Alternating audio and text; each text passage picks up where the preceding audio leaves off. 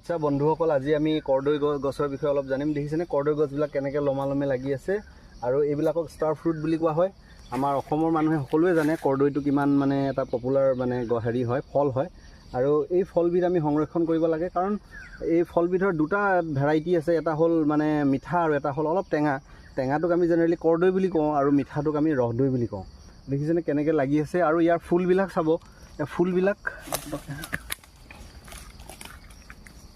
ফুলবিলাক দেখিছেনে, ইয়াত পিংক কালাৰৰ হয়, দেখিছেনে, খুব গোলপীয়া। আৰু ইয়াতে দেখিছে সৰু ষ্টাৰ ফ্ৰুটটো লাগি আছে, দেখিছেনে সৰু ষ্টাৰ ফ্ৰুটটো লাগি আছে।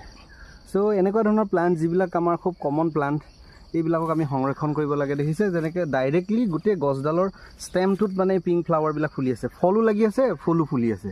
চ' এইটো 12 মাহে প্ৰায় মানে ফলটো দেখা যায়। আৰু খুব এই গছটো এইটো চৰাই চিৰিকটিৰ বাবে খুব প্ৰিয় গছ, মানে এইটো পাৰ্টিকুলাৰলি ভাটৌবিলাকে খুব খায়।